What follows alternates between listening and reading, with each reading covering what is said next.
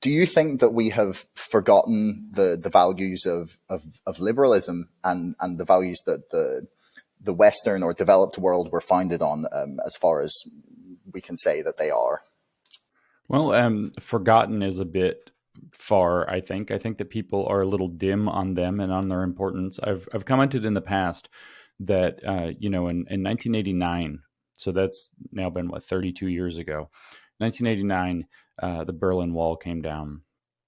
We had all of these kind of big ends to kind of the Soviet and Eastern Bloc regimes, and Francis Fukuyama in the same year published a book called The End of History, and it's an ominous title for people who know where he'd be coming from with that. But his claim was that liberalism had basically succeeded and would spread throughout the globe, slowly, and would become the reigning paradigm.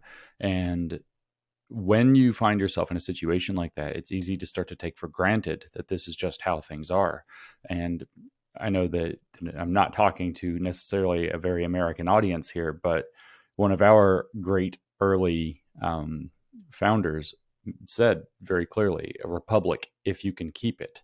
And so liberalism, as I've put it, is, and I know this is a little bit scientific sounding, but is what I refer to as an unstable equilibrium for a society.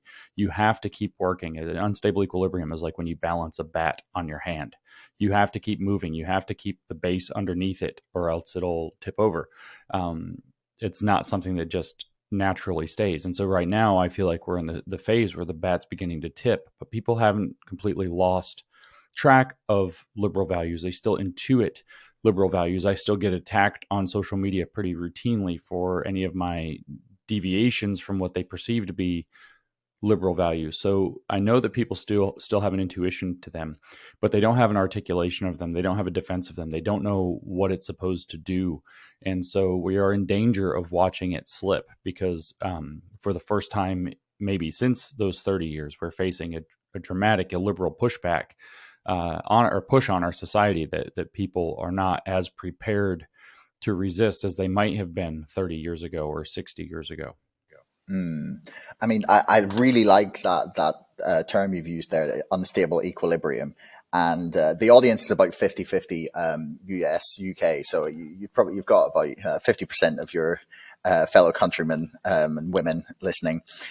So one of the values specifically that we seem to have maybe not forgotten, as you've said, is perhaps a strong way to put it, but we haven't quite. We've maybe lost the articulation of you, as you've put it, as to why it's so crucial is freedom of speech, and something I frequently bring up to people who want to censor people on social media for whatever reasons, if they believe that that's the right thing to do or not. The idea, at least from my point of view, is that you look at your founding fathers, and like these guys were clearly not idiots. They managed to put together a pretty solid system to have lasted this long and created the most prosperous country that ever existed. The First Amendment, not like the Sixth, not the 10th, not even the Second, was freedom of speech. Why, in your mind, is that why do you think that was number one, and why do you think we've lost? In a way, or maybe you disagree, but the reasons for that being so important to a free society. Well, I'm not a historian, so this is going to be a little bit, hopefully it'll be more accurate than not. But when you want to look at why would they have put the freedom of speech first, you want to look at the context in which they were acting, and they had set up the colonies. And the crown was pretty strict about how they wanted things. They were constantly writing about the tyranny of the time. But in particular, the people who were there to set up the colonies, because a lot of people say the First Amendment is about freedom of speech, but that's only half of the story. It's also about freedom of belief. So the people who set up the colonies were primarily people who had been religiously persecuted in Europe. Many of them were Calvinists, as a matter of fact, who the Europeans were not terribly fond of, and famously Puritans and things like this, and more or less they got kicked out and sent over to North America. And so the concept of freedom of belief, which requires the freedom to profess your belief, and the freedom to be able to speak back against the government authority, as it was the crown. Those were two ideas that were extremely strong in the minds of the founding fathers of the United States. And so freedom of speech, they realized, would be absolutely necessary to the establishment and maintenance of a free country, where people are allowed to believe and worship as they will, where people are allowed to avoid a state religion, where people are allowed to avoid other forms of state compelled speech or state restriction of speech. And to be able to criticize the government was something, obviously, that we look at things like the Stamp Act and the rebellion around that, et cetera. The ability to criticize the government for redress of grievances was something that was extremely important to the colonial mindset as they were trying to deal with the crown, which saw, these as basically economic colonies that they could just get rich off of. And so these were very important issues. And it turns out that when you have these kind of very intelligent, thoughtful people thinking through this, looking at those issues, they realize a lot of important things. They're dealing with the issue of slavery. Pennsylvania had already, or was already getting rid of slavery by like 1780, for example. But then you have the other states, some of the southern states, for example, that were going to go to war 70 something years later to try to preserve it. You have this very kind of complicated milieu, and to make it work, there had to be the ability to be able to speak up. There had to be the ability to say, if there are people who are oppressed by our system, that they have to be able to speak into our system, or else their oppression is going to be maintained. That kind of mentality, which is the true path out of oppression, was core to their mindset. So free speech is an extremely important issue. Now, you've brought up free speech as a core value, the First Amendment, as you pointed out. I've made the same point many times. They didn't put it second, third, or 26th or anything. It's number one right there.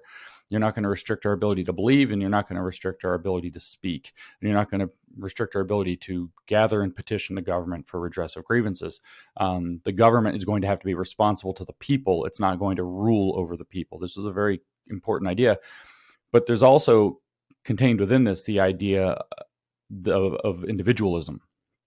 The idea that the individual is the fundamental atom of society. The individual is the one thing, and this is one of the things that was also close to their philosophical mind at the time, the one thing that when you boil it all the way down, that's what you get to. The one that it is as I guess Ayn Rand put it, not that I'm a gigantic fan of Ayn Rand, but that's the smallest minority, is the individual. And if all throughout the liberal tradition, for example, in John Stuart Mill, you see the same idea, is that it could be the whole world against one person. And if that one person is correct, then you have to be able to hear that. And so these are very important ideas. But as to whether or not we're forgetting those values or turning away from those values, it's a very interesting question, because we're in weird times.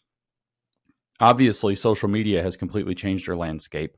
Social media has created the idea that speech is much more powerful than people had perceived before. Of course, we've known for centuries that speech is very powerful. The pen is mightier than the sword has been around, an idea around for centuries. But now people are realizing, many of them for the first time, it's not the thing that you say to your friend behind closed doors or when you're walking down the street. It's now something, everything is almost being broadcast. So the idea of speech has taken on a new valence for a lot of people, and they're having to think through this issue in a new context. So it's a very interesting new milieu. And then you throw into this, the rampant political polarization that has been rising around everything for these past 20 or 30 years, but especially since social media has, I remember when social media first came out, for example, and all of a sudden you discovered all your friends have terrible political opinions, and you thought all these people that you liked, that you actually hate them. And, that was a very poisonous time. This is something that social media pulled back a veil on, where normally we had been more private about our political opinions and we weren't politicizing everything. Now, of course, we're also in a milieu where there's a deliberate movement to politicize everything. Teaching is a political act. Critical thinking is a political act. I read today in a book about critical education theory. Again, everything is a political act. And that, when you have that kind of a driver pushing on it, you've got a problem.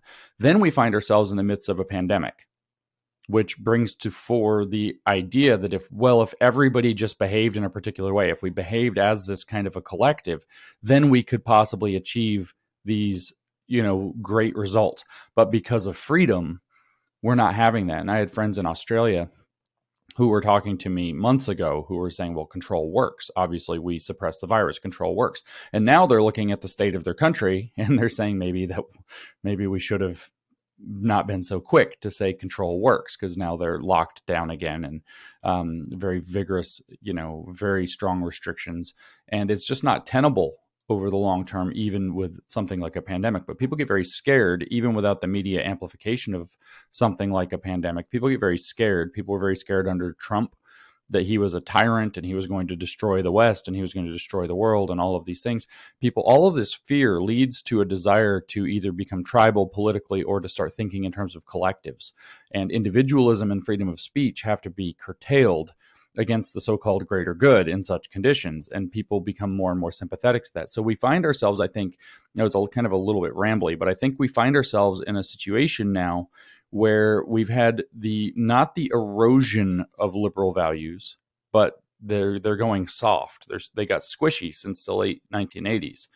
And people aren't thinking in terms of why they need to be defended. They aren't thinking in terms of that freedom of speech is the, oppressed group's greatest tool.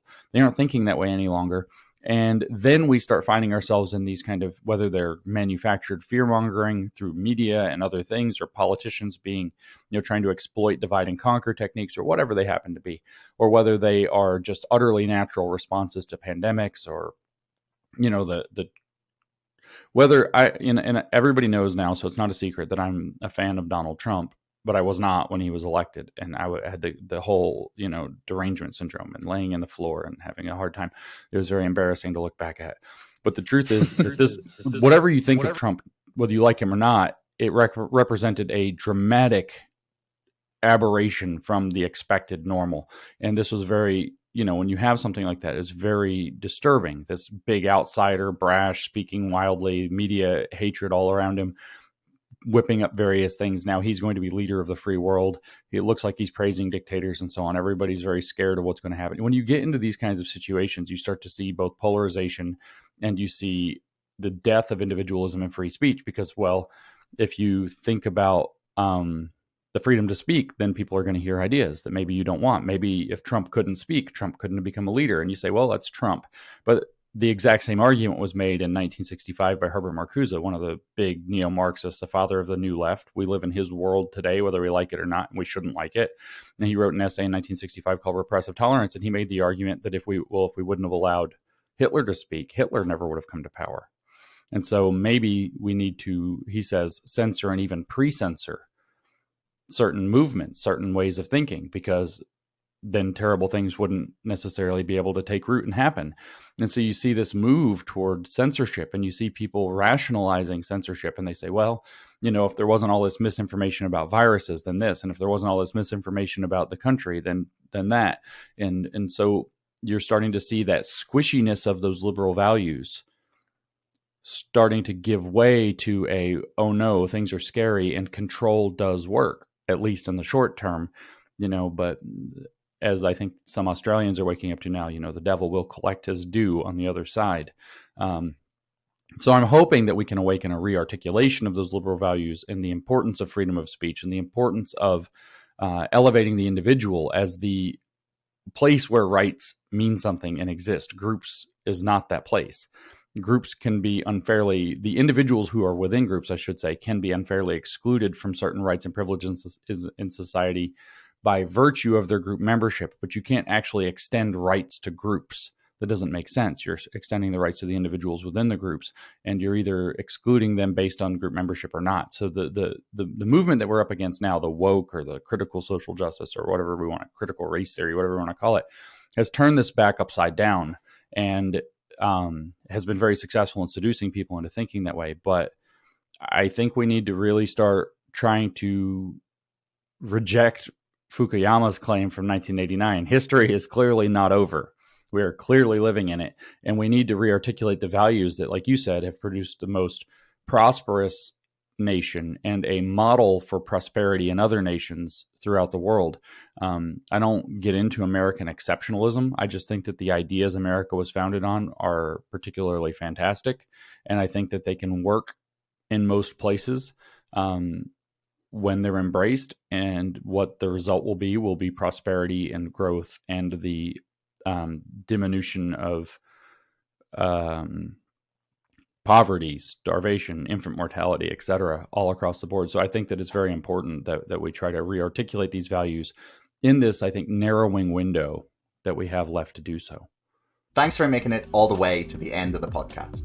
Don't forget our sponsor, ExpressVPN, and my book, Brexit, the Establishment Civil War, can both be found in the links in the description below. And also, please like, share, and subscribe to this podcast. It's the best way to help us grow. Until next time, thanks for listening.